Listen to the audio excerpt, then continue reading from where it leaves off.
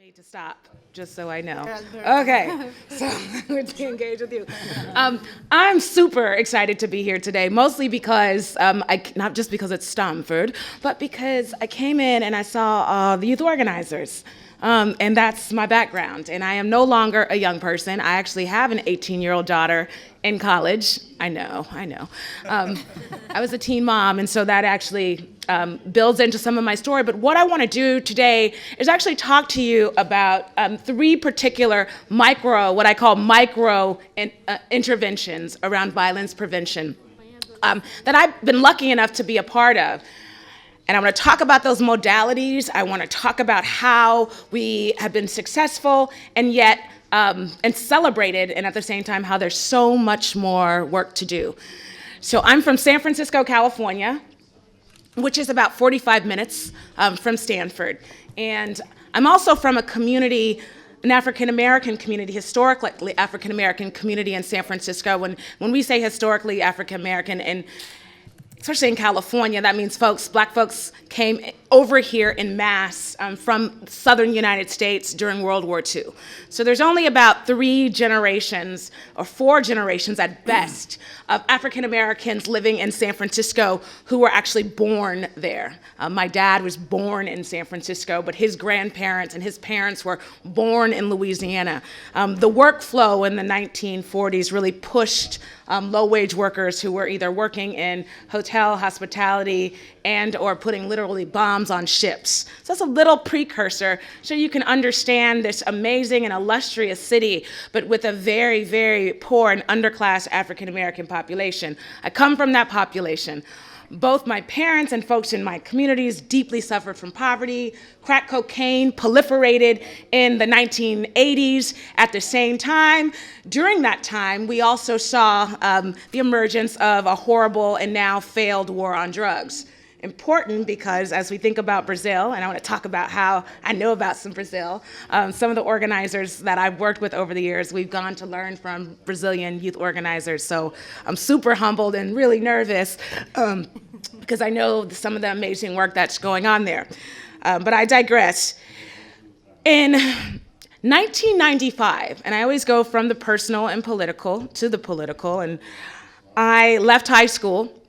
I was pregnant with my daughter, and I dropped out. I was working full-time during that time at a local fast food restaurant, and I learned about a particular opportunity to work at a grassroots organization then called the Street Survival Project. I had no public speaking skills. I was failing every single class that I was in before I quit. I made $8.50 an hour, $4.50 an hour, and the need to help my household and for us to keep a roof over our head was extremely important.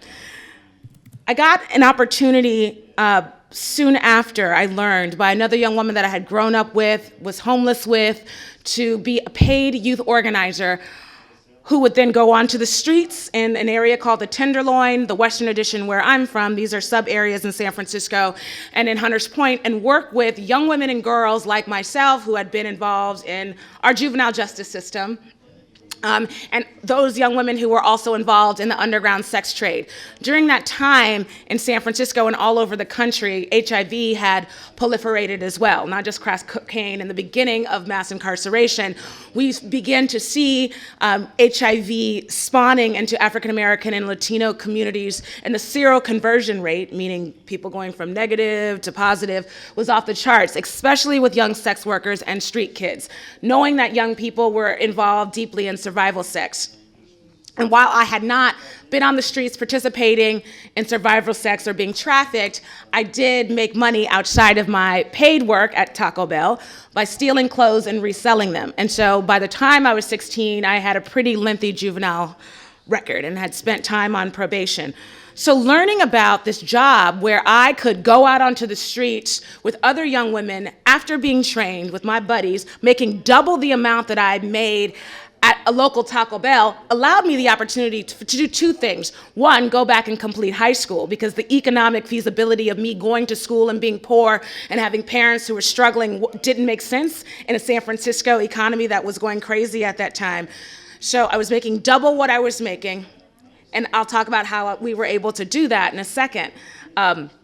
but it was going into communities that we deeply knew about, not because of our sociological research or our understanding of how ethnography would work, but because we were from those neighborhoods. We were given 280 hours, or 15 young women from very similar situations. I was called the most middle class one. Everybody else was really on the streets and fresh out of juvenile hall. But the first cohort of organizers, led by a young PhD doctoral student, who had made this venture to create this small organization that had a budget, annual budget at that time of only $7,000 a year, was to hire us at a paid wage, give us training, basic health training, how to deal and to talk with our peers on the street, how not to convert them to being either saved religiously or get them deeply out of their situations, but to develop a mass. We were trained in basic organizing skills to create a new voice of what young people on the streets really deeply needed, young people who were deeply involved in violence, deeply involved in drug sales and drug use. What we learned pretty quickly, again, having been taught by folks like yourselves about how do you record field notes, how do you develop a data understanding about what you're seeing and what you're learning, we had none of this knowledge. But what was clear was that we were teachable. And we had gotten horrible grades in high school. Many of us had dropped out. But because of our lived experience, especially those who had been selling sex on the streets, those who had been selling drugs on the streets, their capacity to learn information and get paid for it was amazing. Once other young women in our communities began to understand what this center was, it was a small office downtown, that there were actually paid jobs where you could get paid to do community organizing and public health outreach. Our organization blew up. The founder then thought it made sense for us to leave, her to leave. She was all but about 33, and we considered her old and outdated. But it was her goal to leave and train us to run the organization. This is extremely important because when we talk about street youth who have absolutely nothing, poor education, never did well in math, can't write a sentence, illiterate, that was us. We had babies, we were living in the projects, which are very different from the favelas, but very similar at the same time. We may not be living on hills, but we were living in substandard conditions, and folks are still living in substandard conditions, facing so much degradation, racism, poverty, unemployment, mass incarceration, you name it. Our issues are very similar. Getting a job as an outreach worker at the Center for Young Women's Development, then organizer, being trained in those principles, not only changed my life. When Rachel Pfeffer, PhD, decided to transition the organization to us, it was intentional. And the thinking was that we would build our own institutional infrastructure and that we could lead the institution, not being fiscally sponsored by a big YMCA, but that we could actually run it. And if we ran it successfully, we could turn the social services structure in San Francisco on its head. That we, like many of our political and social foremothers and fathers, could create our own opportunities for self-determination, which would then lead to a decrease in violence, participation in violence. Girl-on-girl violence in all of our communities is intense, both physical, verbal. Handgun violence at that time was intense. We know from very basic data over the last 20 years, when girls who are at risk and who are on the streets are not in school and not employed, they are either more likely to commit violence or more likely to be harmed by violence. So creating full-time and part-time employment where young women are politicized, given an opportunity not to do social service work, but to culminate a community of other young women like themselves, over the years actually not only changed my life, it changed San Francisco. I'll fast forward because I'm like at 7 minutes and I got like 3 more things to talk about. But I wanted to give some background because I became the executive director of that organization at 19 years old with no education. I remember actually bringing a group of girls here, and we just dreamed and walked, and we thought one day we'll all get to go to school. But in my almost 11 years at the Center for Young Women's Development, and they're still alive today, run by a Latina in San Francisco, doing the work. But in my time there, I was able to employ and train a cumulative number of 500 girls who were underemployed and in the juvenile justice system. only 6% recidivated or went back into the system for crimes that they did commit. Why was our success rate so high? And we got all these international accolades and we were traveling all over. But really and truly, again, when I say a micro intervention, this intervention was not scaled. So our numbers are not necessarily representative of what could happen in Idaho or Sao Paulo. But what we knew was if we employed young people, gave them health insurance, made sure that there was housing, I put in my budget self-care, massage, acupuncture, therapy for some of the most, I feel like, vocal community leaders who had the most vicious past of violence in their community. If I went out to the streets and employed leaders, trained them politically, how we got folks to train us, we had, there are a lot of Frarian educators here, and I know a lot of you all do Frarian work, but when we learned, we sat in circles, both in juvenile hall, on the streets, and in the physical center, and learned about humanization the first couple pages in Pedagogy to the Oppressed. It changes people. We developed a curriculum to understand the 20-year war on drugs and had young people put where their parents lied in that particular timeline.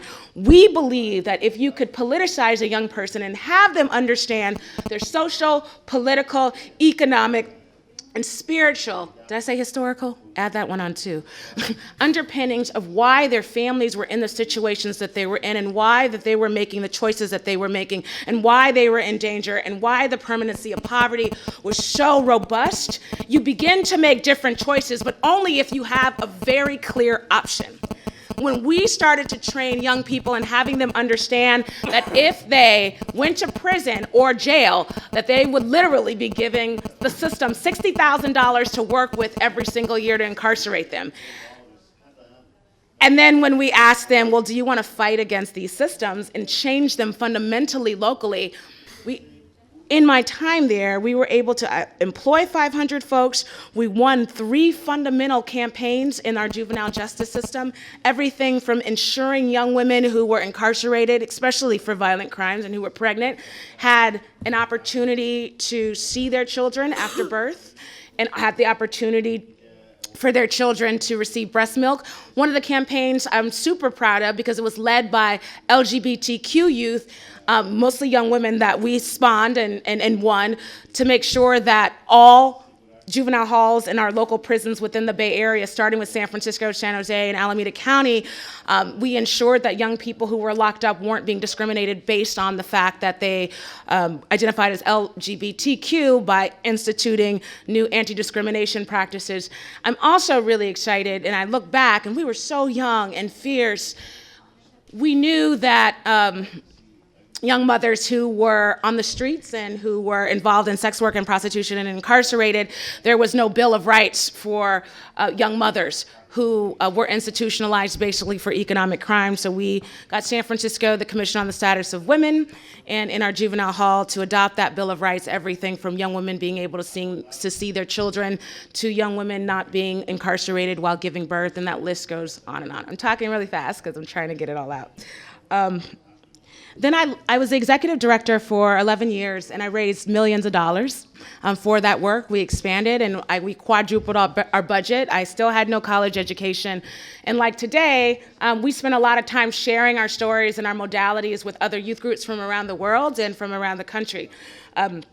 I was given the opportunity by the MacArthur Foundation. I received their MacArthur Fellowship, which was a 5-year fellowship. I was able to give that. I was the youngest woman to ever receive it, which was awesome. But what it did allow me is to go to school. And it was always a dream of mine to go to university, but not being given the opportunity for so many different reasons, including being a young woman, young mother, parents didn't go to school. And now, having education and political analysis and public policy, I decided to go into government. So my second intervention that I was involved in when I decided to go work for the evil district attorneys of the world, those are prosecutors in our criminal justice system, was to develop a program like the Center for Young Women's Development that we would reduce recidivism among young African American and Latino men and women who were arrested and charged with selling crack cocaine. And I know that crack cocaine has now proliferated into communities all over the world and is causing so much distress. And I know that pain very, very personally. So when the District Attorney of San Francisco, Kamala Harris, who is now our Attorney General of this state, called me when I finally got in school. I got into Mills College. I'm in school and I get a call. I run out of class and she says, "Will you run my reentry services division?" And I said, if I can do a few things, if I can get people jobs, if I can make sure they stay out of prison and jail, we will take guns out of their hands with a community that will surround them. The criminal justice system, even in a liberal city like San Francisco, refused to do that. We designed a program called the Back on Track program, and it had a carrot and stick approach. You get arrested for 5 grams or less of crack cocaine, which in California can send you to prison for up to 15 years. You know you did it. I will make sure in 9 months you don't recidivate and you don't need to go and risk your life for something as small as a sugar packet in terms of weight. We will make sure as a system, we said, that we will address the economic conditions that brought you, not the choices, but the economic conditions that brought you to the streets, because nobody wants to die for $30 of crack cocaine. No one, and I know that from growing up.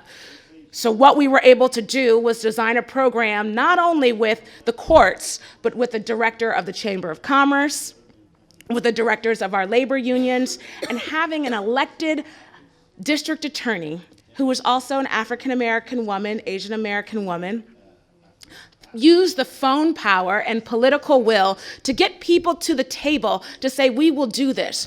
At 100 young people per year for 4 years in our pilot, we reduced recidivism among this population by over 80%. And it was really clear. It wasn't rocket science. RAND did the study, first study. The National Center on Crime and Delinquency did the second study. And again, with $7,000 per young person versus the 60 to 70 we would have sent them to put them in jail forever. Not only are we still in contact, I'm still in contact. I haven't changed my cell phone number in 20 years, with these young people, but they're not on the streets anymore. One of the young men that I met, and this program is still going, and it's actually been replicated now in one of the biggest cities in our country, Los Angeles, as of 3 weeks ago, and I'm super proud of that, but it's basic common sense. And we didn't need a ton of social science to figure out how to push it forward. We said in the design of our program, I went into the jails with the most egregious men, who many of them have never been arrested for a violent crime, but you better believe if they grew up with someone they knew, they talked about it. I talked about folks' histories with them privately and confidentially, and asking, what do you need and what is it gonna take? So let's invest in that on both an individual level and a macro level with inside this population, and let's do it. I would love to talk to you all more about Back on Track. Clearly I don't have enough time, but what we were able to do inside of government, using some of those same premises that we used at the Center for Young Women's Development. Every month, very similar to the call-in, we would bring all of the clients, I wouldn't call them defendants, all the clients together for a mandatory meeting. And instead of talking about what they can do to make better decisions, I knew that and they knew that their crimes were out of economic necessity.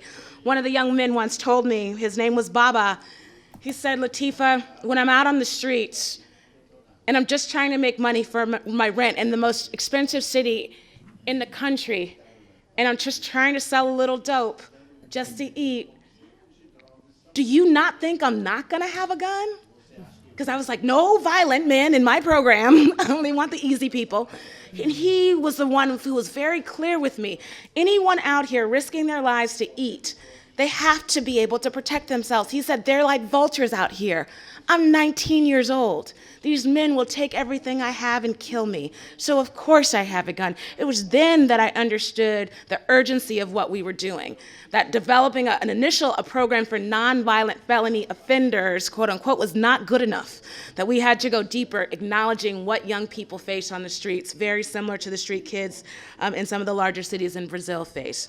I'll end with this. I was in government for 4.5 years, and then I was like, look, I've done what I came to do. This is a cemented program. Now I'm in philanthropy. And philanthropy is amazing because A lot of folks who look like me are not in philanthropy. I work at a foundation and I give out money. Such a great job.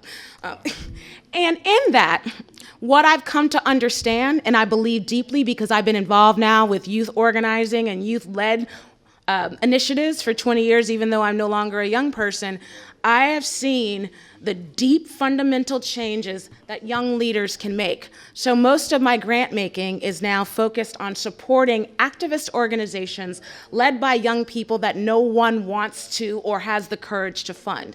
We just made a grant last week to some of the organizers in Black Lives Matter, and I'm doing a lot of work in understanding how we in my sector can support this amazing movement now that's happening. A young person told me on a conference call this morning, it was at 6 o'clock, it was a national conference call for young Black activists, and she said, Lateefah, Baltimore has been burning. I was like, Baltimore has been burning. And so if in fact, this country can figure out how to support the authentic voice of young people who have the most to lose, who are losing their mothers, losing their fathers, who are involved in what we call fratricide, killing their brothers and sisters, if we really ask and we really co-create opportunities for economic development and advancement, much as what have been talked about today, and humanizing the conditions, we will do our just jobs. Thank you, sorry, I went over. I see the red card. He was holding it higher and higher.